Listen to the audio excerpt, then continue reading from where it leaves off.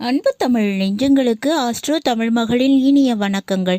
இன்றைய பதிவில் பருவத்தே பயிர் செய், இளமையில் கல், இதெல்லாம் ஏன் சொல்லி வச்சாங்க? ஏன்னா அந்தந்த காலத்தில் அந்தந்த நேரத்தில் அதுக்குரிய விஷயங்கள் நடந்தாதாங்க சிறப்பாக இருக்கும். காலம் கடந்து கிடைக்கின்ற வாய்ப்புகளும் வாழ்க்கையும் இனிப்பதில்லை.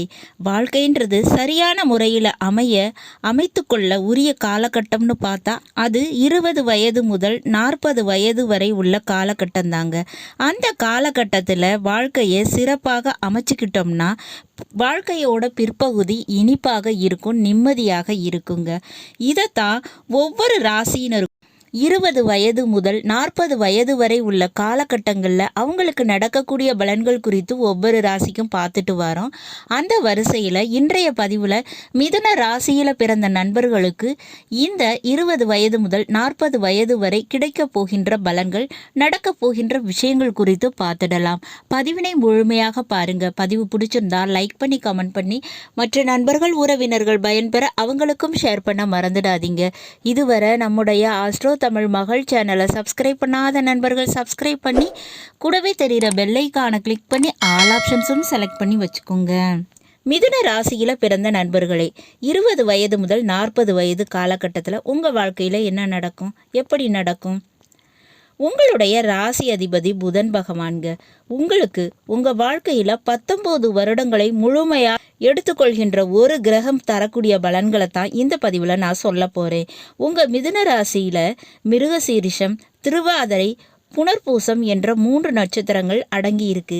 இதில் இந்த மிருகசீரிஷ நட்சத்திரத்தில் பிறந்தவங்களை பார்த்தோம்னா பிறப்பினில் அவங்களுக்கு செவ்வாய் திசையானது நடக்கும். அது 3 அல்லது 4 வருஷம்தாங்க இருக்கும். அதுக்கு பிறகு பார்த்தோம்னா இந்த ராகு திசை 18 வருஷம், அதுக்கடுத்து குரு திசை 16 வருஷம், அதுக்கு பிறகு சனி திசை வந்தே தீருங்க. முழுமையாக 19 வருடங்கள் உங்கள் வாழ்க்கையில் நடந்தே தீரும். அதே போல தான் இந்த திருவாதிரை நட்சத்திரம். இந்த நட்சத்திரத்தில் பிறந்தவங்களுக்கு பிறப்பினில் ராகு திசை, பிறகு குரு திசை, அதற்கு பிறகு சனி திசை வந்தே தீரும். புனர்பூச நட்சத்திரம், இதில் பார்த்தா பிறப்பினில் குரு திசை இருக்கும், அதுக்கு பிறகு சனி திசை வந்துடும். அப்போ உங்களுடைய வாழ்க்கையில் 20 வயதுக்குள்ள சனி திசையானது ஆரம்பமாயிடும். எப்படி பார்த்தாலும் மிதுன ராசியில் பிறந்த உங்களுக்கு 20 வயதுக்கு மேலே ஒரு 19 வயது காலகட்டத்தினை எடுத்துக்கொள்வது இந்த சனி பகவான் தாங்க. உங்களுடைய வாழ்க்கையில் அவர் எப்படிப்பட்ட மாற்றத்தை தருவார்? சனி பகவான் உங்கள் ஜாதகத்தில் எந்த கட்டத்தில் இருந்தாலும் சரி, அவருடைய சொந்த வீடுகளான மகரம், கும்பம், இந்த வீடுகளினுடைய பலனை கொடுத்தே தீரணுங்க. அப்போ இந்த மிதுன ராசிக்கு 8ஆம் வீடான மகர ராசிக்கும் 9ஆம் வீடான கும்பராசிக்கும் அதிபதியாக இருக்கக்கூடியவர். அதன் அடிப்படையில் பார்த்தோம்னா இந்த 8ஆம் வீடு அப்படின்றது பெண்களுக்கு மாங்கல்ய ஸ்தானம்ங்க. அப்போ மிதுன ராசியில் பிறந்த பெண்களுக்கு மாங்கல்யத்தில் பிரச்சனை இருந்துச்சுன்னா அது சரியாயிடும். கணவன் வீட்டு வழியில் பிரச்சனை இருந்துச்சுன்னா சரியாகும். கணவனுக்கு உடல்நோய் பிரச்சனைகள் இருந்தால் அது சரியாகுங்க. வெளிநாட்டு யோகம், வேறு மாநிலத்துக்கு போகிறது, வெளியூரில் போய் குடியேறுவது, இந்த மாதிரியான விஷயங்கள் நடக்குங்க. அரசியல், சினிமா பிரவேசம் இதெல்லாம் செய்வதற்கு வாய்ப்பு உண்டு. வெளிநாட்டு கம்பெனியில் வேலை, அதாவது ஒரு எம்என்சியில் வேலை கிடைப்பதற்கு வாய்ப்புகள் இருக்குங்க. அதுபோல் இந்த சனி திசை காலகட்டத்தில் லாட்டரி, புதையல் போன்ற அதிர்ஷ்ட பணம் கிடைப்பதற்கும் வாய்ப்பு இருக்குங்க. கிரிப்டோ கரன்சி, ஆன்லைன் கேமிங் போன்ற குறுக்கு வழி பணவரவுங்கிறது கிடைக்குங்க. பூர்வீக சொத்து கைக்கு வந்து சேரும். இதுக்கு அதிகப்படியான வாய்ப்புகள் இருக்குது. அடுத்தபடியாக பார்த்தோம்னா 9ஆம் வீடான கும்பராசிக்கும் அதிபதினு சொன்னேன். அப்போ பிள்ளைகள் விஷயத்தில் நன்மைகள் நடக்குங்க. உங்களுக்கு மேலதிகாரிகள் மூலமாக உங்களுக்கு நல்லது நடக்குங்க. அவங்களுடைய பதவி, பொறுப்பு உங்களுக்கு கிடைப்பதற்கும் வாய்ப்புகள் இருக்குது. உங்களுக்கு ஒரு ப்ரமோஷன், சம்பள உயர்வு இதெல்லாம் கண்டிப்பாக கிடைக்கக்கூடிய காலகட்டமாக இந்த விஷயம் இருக்கும். இதை நீங்கள் தாராளமாக எதிர்பார்க்கலாம். இந்த சனி திசையில் குறிப்பாக அசையா சொத்துக்களினுடைய யோகமானது உருவாகுங்க. அதுக்கு வாய்ப்புகள் உண்டு. ஆனாலும் இந்த சனி திசை காலகட்டத்தில் வீட்டில் இருக்கக்கூடிய பெரியவங்க, மூத்தோர்களினுடைய உடல்நிலையில் கவனம் செலுத்தணுங்க. அவங்களுக்கு உடல்நல பிரச்சனைகள், கோளாறுகள், கண்டங்கள் ஏற்படலாம். அதனால் அவங்கள நல்லபடியாக பார்த்துக்கிடணுங்க. அடுத்ததாக இந்த இரும்பு தொழில் கனரக தொழில் இதெல்லாம் சிறப்பாக நடக்குங்க. என்ஜினியரிங் படித்த மாணவர்களுக்கு வேலை வாய்ப்பு கிடைக்கும், உயர்ந்த சம்பளத்தோடு கிடைக்கும்னு சொல்லிக்கிடலாம். அதே போல் இந்த கவர்மெண்ட் ஜாப் விஷயத்தில் பார்த்து ரயில்வே டிபார்ட்மெண்ட்டில், பப்ளிக் சர்வீஸ் டிபார்ட்மெண்ட்டில் அல்லது சிவில் சப்ளை இவற்றிலெல்லாம் வேலை பார்ப்பதற்கு வாய்ப்புகள் இருக்குங்க.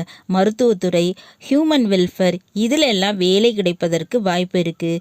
இதுக்கு சனி திசை காலகட்டமானது அதிக சாதகமாக இருக்கு. இதெல்லாம் ஒரு பக்கம் இருந்தாலும் சனி பகவானுக்கு உரிய நட்சத்திரங்கள்னு பார்த்தா உத்திரட்டாதி, பூசம், அனுஷம் இந்த 3 நட்சத்திரங்கள் இருக்கக்கூடிய வீட்டின் பலன்களையும் இந்த சனி பகவான் கொடுத்தே தீருவார்.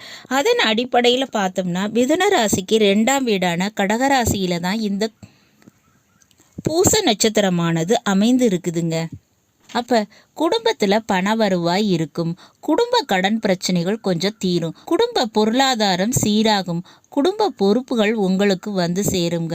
அடுத்தபடியாக பார்த்தோம்னா அனுஷ நட்சத்திரம், இது 6ஆம் வீடான விருச்சக ராசியில் பதியுது. அப்போ கடன் உருவாகும், புதிய கடன் உருவாக வாய்ப்பு இருக்குங்க. கடனும் எதிரியும் உருவாவதற்கு அதிக வாய்ப்பு இருக்குது. அப்போ நீங்கள் சனி பகவானுடைய வழிபாடு செஞ்சுக்கிடணும். அடுத்ததாக பார்த்தோம்னா இந்த உத்திரட்டாதி நட்சத்திரம், இது மிதுன ராசிக்கு 10ஆம் வீடான மீன ராசியில் பதியுது.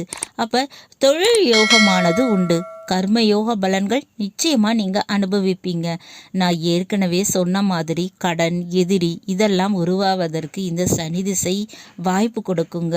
அதனால் நீங்கள் இந்த சனி பகவானுடைய வழிபாடு நிச்சயமாக பண்ணணுங்க. அதே போல் கால பைரவருக்கு மஞ்சள் அபிஷேகம், தேன் அபிஷேகம் இவற்றை செய்யும்போது உங்களுக்கு கடன், எதிரி இந்த பிரச்சனைகள் எல்லாம் குறைய ஆரம்பிக்குங்க. எப்படி பார்த்தாலும் மிதுன ராசியில் பிறந்த உங்களுக்கு இந்த 19 வருஷம் சனி திசையானது நடக்கும். இந்த பலன்கள் எல்லாத்தையுமே கொடுப்பாரு சனி பகவான். நல்லது நண்பர்களே, இந்த பதிவு உங்களுக்கு பிடிச்சிருக்கும் நினைக்கிறேன். பிடிச்சிருந்தா லைக் பண்ணி, கமெண்ட் பண்ணி மற்ற நண்பர்கள், உறவினர்கள் பயன்பெற அவங்களுக்கும் ஷேர் பண்ண மறந்துடாதீங்க.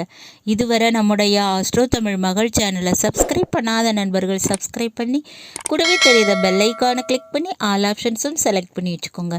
மீண்டும் ஒரு நல்ல வாய்ப்பினில் உங்கள் அனைவரையும் சந்திக்கிறேன். அதுவரை ஆஸ்ட்ரோ தமிழ் மகளின் அன்பு கலந்த வணக்கங்கள். நன்றி.